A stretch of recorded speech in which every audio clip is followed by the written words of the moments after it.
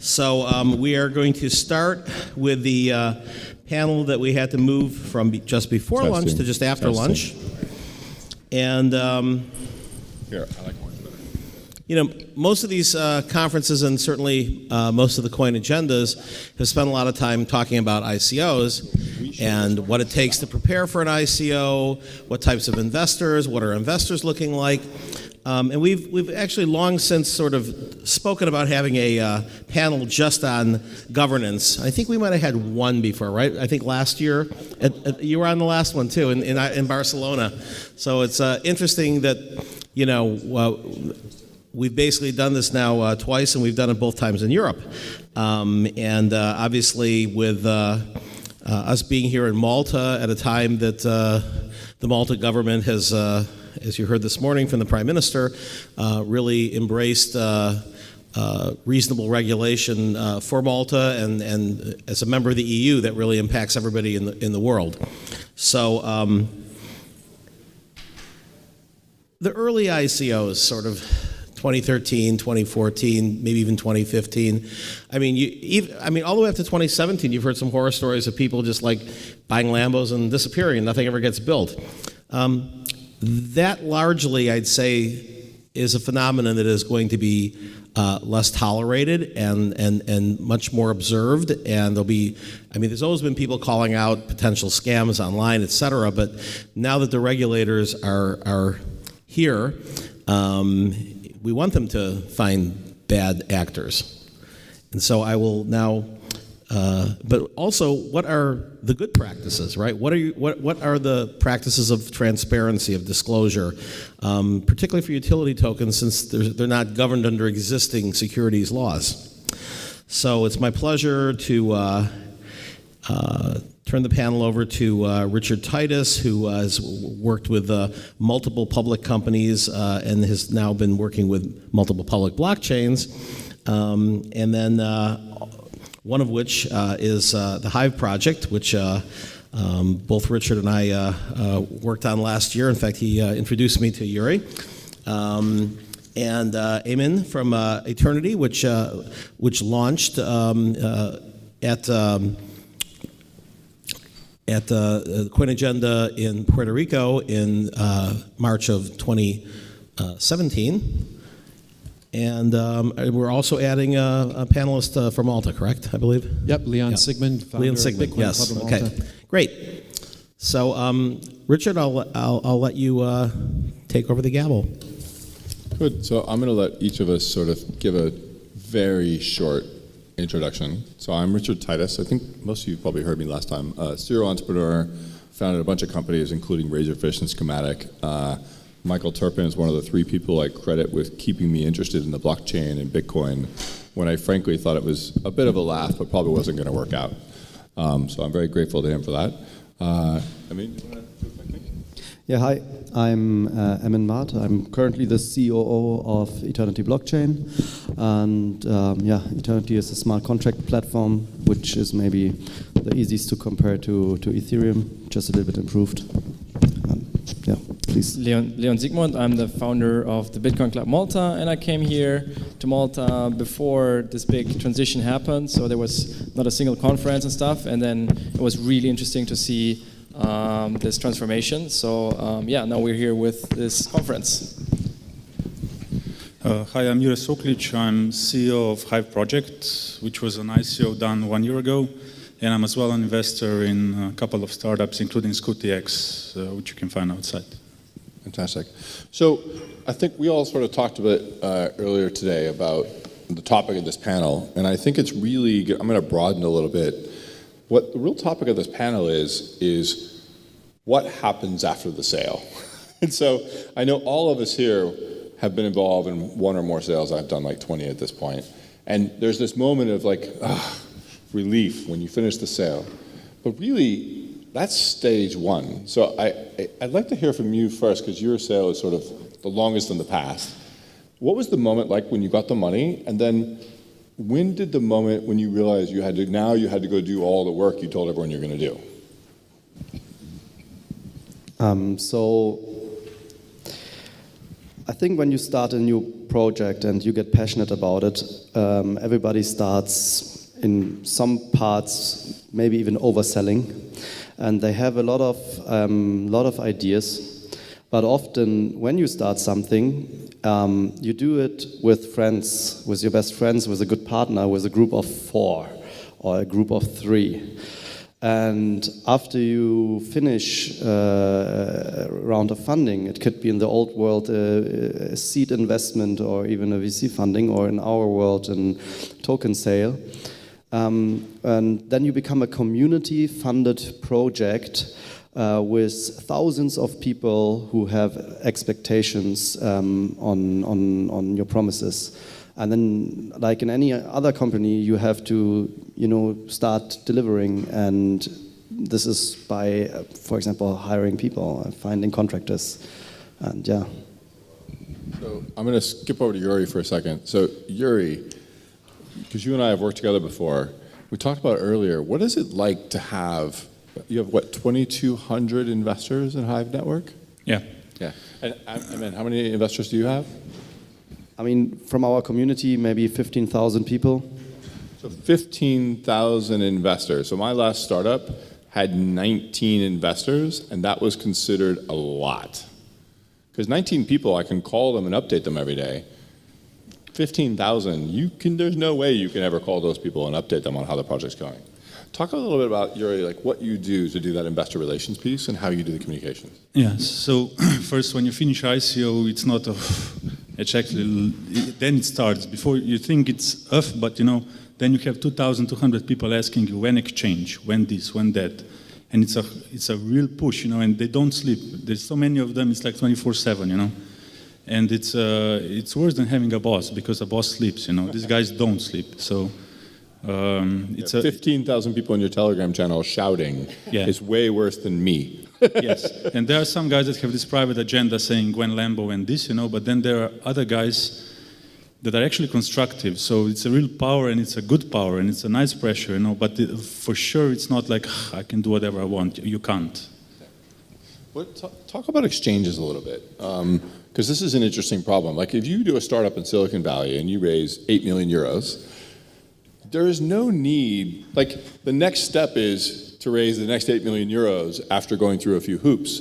But in this business, as soon as you get that money, you're expected to go through a step of publicly listing your company.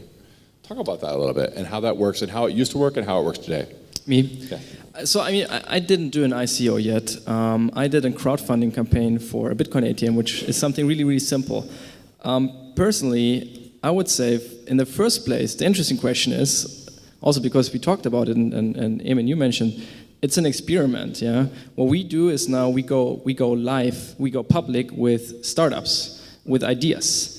And when I had my first company, my first startup, like when I was 20 years, I didn't know shit, I didn't know nothing, yeah? And I was so naive, it's impossible, yeah? But it's great learning, yeah? That's how you should do it. And I remember that I was so in love with my idea, I thought that's the super duper business model, it's amazing, and it will change the world, and like just the way how I set it up is perfect, and I know everything. And people told me, no, Leon, ideas are worthless. And I was like, no, ideas are really, really important. But the truth is, ideas are completely worthless. And I'm questioning if it's the right thing or if it's really, I don't know the truth, yeah, but what we do is now, usually you go public with a company when it's proven to be a very successful business model that needs the capital to grow further, but it's an existing value chain and value generating huge business. And now we have a lot of ICOs. Some of them are outright scams, but many of them the promises made might not be the kept in the end. And we will see what happens next. Yeah, very exciting. And also, I think there are also two phases. Like the first one is when you are kind of on a roadshow and you present your idea, and then after a while, let's say you are an honest project and you deliver what you have promised, and you still have funds and you still have ideas and a vision, then this phase starts where you have a lot of people who kind of have a stake, who follow every step and your decisions and also your proposals. And where it gets difficult is that if you want a community to contribute and help you, you have to like explain to all those people what are your next steps, what do you want to build, and why do you want to build it. Like, and especially when you are a technology company, I remember going to classic angels and VCs and pitching and selling my product and spending hours and days with them together explaining them every single detail. And now I have like a Medium blog, a Telegram channel, a crazy crowd of 15,000 people from all over the world and all time zones that do not speak perfect English. We start to translate our stuff into Chinese and Spanish and Korean, and it's like only getting more and more crazy every day. I wonder how you deal with this then. Do you also say, look, just trust in the project and see what we've done so far, and basically, give us our time? Or do you really try to serve any single request, be as transparent as possible, even talk to people who barely speak English?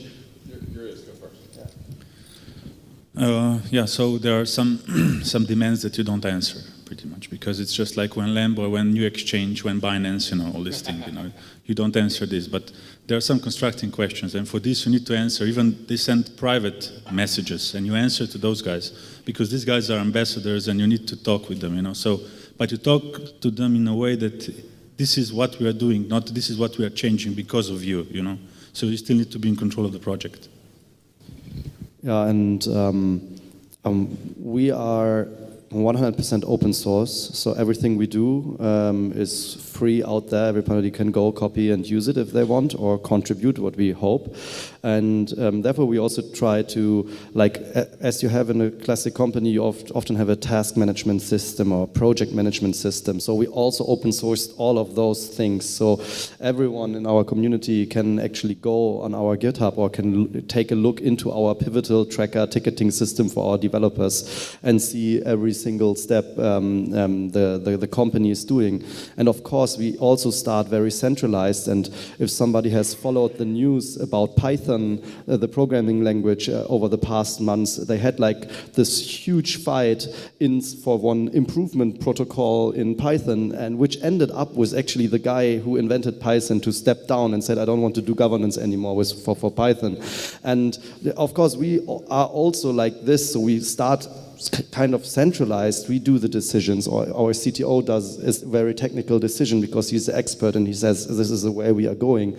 But when more and more people are using it and you have more and more stakeholders in the project, and especially when you have a decentralized network like Eternity, which is a blockchain, you have miners, you have nodes, you have users, and we also get smart contracts now, which can be a company itself. So this is an interesting thing, and actually leads perfectly to governance, right? So in the world of the startup world, you have your advisory board, you have your venture capitalists, and then at some point around your Series A, you get a proper board of directors. But crypto grew up through the sort of world of academia. In academia, you get a whole load of money as a grant, and you spend that money, and all of your incentives, because you're never getting any more money, most likely, is to make that last as long as possible. So the whole thing about white papers and getting all the money up front, it made perfect sense when this was an experiment. Now we're building companies, but we're still doing it with the old model. And so I wonder if you guys could talk a little bit, and maybe Jure first, is sort of where do you see the inflection point where you go from the sort of academia, hey, we raised some money, we're going to do something, into the sort of proper traditional governance, or are we not going to? We're going to do something different. What do you think? Actually, we will have to go there, and I think what the plan for Hive project is that basically when we show the traction and everything, we find a strategic investor capitalizing the company and bringing this governance to the table, and at the same time make a conversion from utility token to security token in a certain level to the person who wants it, not to, like whoever wants it. So but we'll have to do that. Maybe that leads to another question, which is the internal governance is one point, but the real big question now is still Eternity is one of the true community-driven and decentralized projects. It's not a centralized order or or I mean, you talk a lot about a tech company, but you meant to be really a marketplace for apps and a really decentralized approach. Now I wonder, because the big experience first is that we see it actually works. It's actually fascinating. We have currency without authority, without intermediaries. Now the second step will be, okay, if this works and nobody can really grasp it, or still regulation, like nobody dared to ban Bitcoin yet, I think. Maybe in some small countries, I don't know. Japan embraced it. So what would be required from a governmental side to really say, okay, how would Aeternity how could Aeternity win better in without too much regulation, or say it's a bit hard to explain because I'm a bit tired from yesterday. My question is, we have 500 special economic zones, okay? I think now 100% of the countries in the world have special economic zones. And now we actually have 4,500 special economic zones in the world, which is the highest number ever. And we see that what is possible in 30 years in Hong Kong, in Shenzhen, in just 24 years, Dubai, in 13 years, like tremendous shift. So with can you explain, Emin, how do you see decentralized systems blooming in the world, and what do I have to bring for a mindset? So it's because it's out of the box. We have to disattach from this old model. The government does the rule set. No, code is law. Yeah, so I think it's very interesting that we have you and me on stage, and you of course too, but we are like very different projects. And like in the best case for an infrastructure project that is starting as a centralized community-funded company is to disappear in a few years because it gains adoption, because companies build on top of it and use it, and they have a stake in it, they have their own users, they have their own business models, and so they should contribute to the project in the long term to keep it up and running. And if we like, of course we have profit-oriented companies, blockchain companies that really need a business model, that need a security token and so on. But at the same time, we also have those open source projects that want to be around and that want to kind of become future-proof and have contributors, not in form of money, but in form of like human labor, basically. So let's go back to listing, because I think there's sort of a checklist of things you have to do after you get the money, right? And I'll tell a story without naming the guilty party. So there's a group of guys that I advised on an ICO who are actually phenomenal engineers. They took the money and they knuckled down and they began working super hard on building their protocol. No exchange listing, no investor communication, or contributor contribution or communication. And 3 months later, their Telegram group is going crazy. People are freaking out. They're calling it a scam. Meanwhile, these guys, they're writing software. So it's an interesting puzzle piece, right? Like, we are taking these startups public, to use an old metaphor in the American securities market, without telling people any of the sort of tricks of the trade. I mean, like, investor relations is a very difficult thing. And Jure, you guys have actually been one of my favorite projects I've been involved in. Full disclosure, I was an advisor to Jure's project. And that I get regular updates. I know what's happening with the project, and not just because we're friends, but it's in my email, they communicate in their channel, and people really feel part of it. Is that thoughtful, or was that based on demand? What drove that behavior? Well, people gave us money to fulfill on the promise we gave, and how we are fulfilling this promise needs to be fully transparent. This is so that's why we are all the time communicating, And one of the promises was, to list on the exchanges. So we did list. Yeah. We list on one exchange and a couple of smaller exchanges. How much did that cost you? At that time, it cost us 2 Bitcoins, the biggest one. How much did you guys pay to get listed? I mean, luckily we didn't pay anything because back then this was I think these exchanges are important. They have their business model. They have fees. But the thing is, we need gateways for the people. We want them to use our protocol or your software, your application. And if you don't provide a gateway, so it's not only for the traders who want to trade and make money or have liquidity or whatever, it's actually, we need that in order to gain adoption. People need to be able to get our coin to use our platform, and we can also not go through there are not that many regulations in place. We cannot just go out there and start selling our own tokens again, or like providing those services. This is also dangerous and an overhead.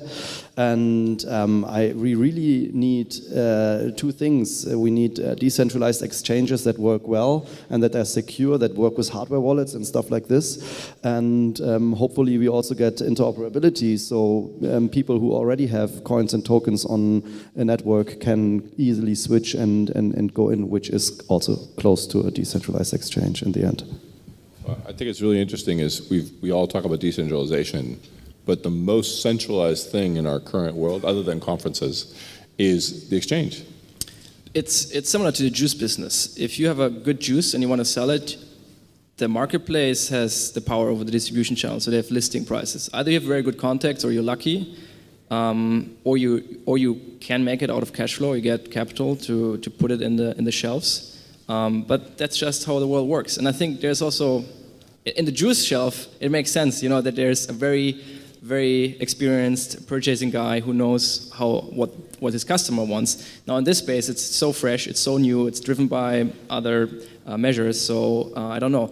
But ultimately, what Eternity did right, for example, they said, first we care about our product. Yeah. So we prefer to not get listed and work on our product, and also be in touch with our community. So they got here to Malta, and we did a Bitcoin meetup together, where they had full scope, explaining their business and their mission. And I think that was much more worth maybe than, I don't know, a bunch of people buying the token, because there's brand ambassadoring there in place, and something that really lasts forever, because there's a relationship. So that might also be a learning that not always, like, there's, if you drive your project honest, it's so important to go on the roadshow and come to Malta and make a Bitcoin meetup with us or whatever. So I'm wondering if we can do it. Oh, go ahead. I also have one insight. I don't name the exchange, but I of course I'm talking to many. I think I've talked to every exchange in the world already, like every bigger one, and they, for example, tell me, hey, if you get a lot of support requests that they want the token, then for them this is a big sign that they maybe should get them.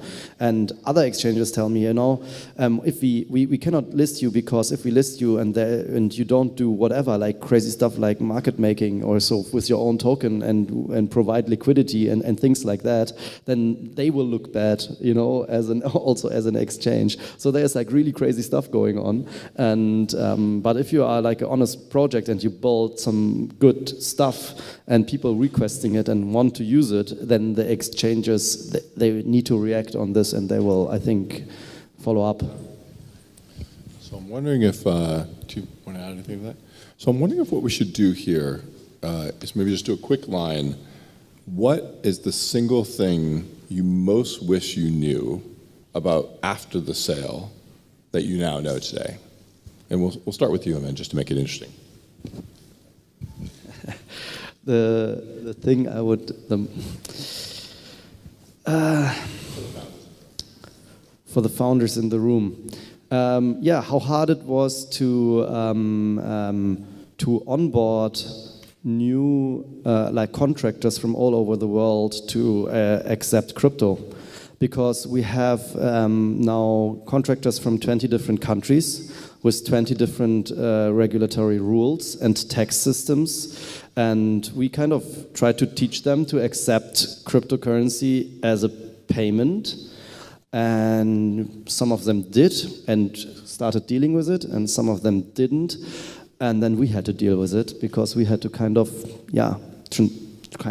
transfer it into fiat money and send it to their bank account, which was actually quite difficult at the beginning. I can't really comment on that. Yeah. But like, definitely have some liquidity in Bitcoin, I would say. It's always good advice. Interesting. Okay. So my biggest regret is basically not to list to as many exchanges as possible at that time, you know, because 1 year ago they called us and we said, we don't need you because we are first developing, the project, you know, who needs you, who are you, Binance, I mean, who are this and that. I mean, at that time there were no names, you know, and we just said, we promised one exchange, we gave one exchange, this is it, you know, and it was for free at that time. And today, it's like crazy, so. It's interesting. So the lesson I would share is, and I'm not going to name the project, although some people here will figure it out. An ICO I was involved in recently initially did their pricing in US dollars. And then they got some advice, which is accurate, is they were trying to not be a US company, and pricing in US dollars means they are subject to US jurisdictional laws. So they said, we're going to change to Ether. And sadly, they made this pricing change mid-ICO when ETH was at $800. And then, of course, they rode all the way down through their sale to 300 and something, and then back up to 700 at the end of the sale. And so you go, well, it's all fine, it worked out. No. That means the people in the pre-sale who've had their money locked up for 6 months got a worse deal than the guy who bought a month before the end of the sale, and everyone's unhappy. The first guy, the last guy, everyone's unhappy except for that one guy in the middle who bought at the $336 price point. And so what's interesting is this moves to a function of treasury management. And treasury management is a thing that no startup should ever have to think about treasury management or currency pricing or risk management or hedging. And yet we expect all these companies, here's a question. Where did you price and how did you deal with currency fluctuation on the sale for Aeternity? We are coming from the crypto world for a very long time, so we priced very simple. We said 1 Ether, 1,000 AE. So we priced in Ether basically. So you let everyone deal with their own currency risk. Exactly, we let everyone deal with their own currency. And our risk management, we are also known for being one of the companies that lost quite a lot of money in we had our funds in a multi-signature wallet, which had a bug. It had a bug. It was the first parity bug. And back then, Eternity lost 80. It's not lost. I am actually somehow also proud of this guy, or I like him. He must be a good engineer, whoever found this out. But it was 85,000 Ether or so, which went away. And this has also something to do with risk management, and it also has something to do with governance, because if you have multi-signature wallets and you have different parties and you have to deal with them and agree on how to deal with their funds, this is also a part of internal governance for sure. Actually, I'm going to skip for a second because I know a story, if you're okay telling it. Do you feel comfortable telling the story about what you did before you had a bank account with the crypto to protect it? What we did? Yeah. So I just know the story, and it's an amazing story. How did you protect the crypto? So you raised 8 million euros, mostly in ETH, a little bit of Bitcoin. Ether and Bitcoin, yeah. How did you protect it? Well, basically, we didn't go with this multi-sig and everything, so we just created 4,000 or 5,000 addresses, and just distribute all over the place this money, because my worst dream was when I wake up after the ICO that somebody stole everything, and I need to tell to my investors I don't have the money anymore, because, they'll just say, yeah, right. So that was actually, I was waking up during the night, what if somebody takes this money, so we did it that way. A lot of work, but... All right, so I think I got the winding up thing. So, quick question for you, as an investor, what is the one thing you wish companies would do in terms of managing expectations or sort of after the sale process to make you feel more comfortable about the project?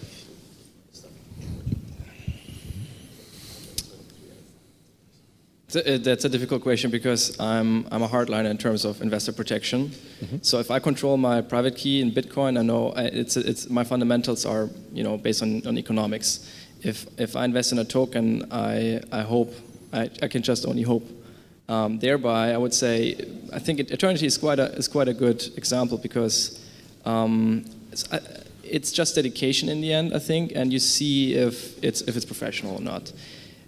everybody says the same. Yeah, it's like it has to be a good team. It has to be a solid business model. It has to be a solid business model. So I think I would say really traditional due diligence. Just forget of everything you learned about crypto investing. Use the old terms of what makes money, what is value, and then you go. But what I would personally really love to see is, again, to my question before, is I love decentralized projects, and I wonder how it will be possible that that those projects are taken more serious, and that we have special decentralized zones where this stuff can happen in a completely new model. And I would like to ask again the question if you have any ideas how this could work out. Yeah, I mean, this can only work out if you find those zones that are open for like very, very new stuff. So, for example, where the government is actually sitting down with you and talking with you, because many people who go naive into things and who are completely unexperienced in a field, they sometimes come up with ideas that are like very, very obvious and very simple. So I had this one friend who said, "Hey, why is this whole tax system so complicated? Can I not just pay a flat fee?" And I told him, yes, you can actually. You can go to Switzerland and you can pay 200,000 a year, and then they will not disturb you anymore. And he was like completely amazed about this fact. He never knew about it, but he came up with it from someone who had no idea about tax systems and maybe never even did a tax thing. And I think this is what we also need. We need those at least be able to express our ideas to some governments and regulatory stuff, and they might even say, yes, this is a possible way to go and try it out. And this is why we are in Liechtenstein, and why I also like Malta, because in Liechtenstein the government are exactly 5 people, and it's pretty simple to meet all of them and to know them and to sit down with them and discuss those things, and we're doing it. And I hope that then on one point of time this gets exported and kind of a blueprint for other countries. I have a new term. It's special experimental zones. Well, I think it's a wind up here because I'm getting the hook over here. Yeah, it's fine. It's really amazing to be here in Malta, which is a small jurisdiction. The Prime Minister was here this morning. I think it's super exciting to find these zones of innovation, and I think like the next generation of places where we build businesses. If anyone here wants to reach out to the people afterwards, it's great. If you have questions, you're doing an ICO. I'm Richard Titus, @Richard Titus on Twitter, or Titus@arcadvisors.co.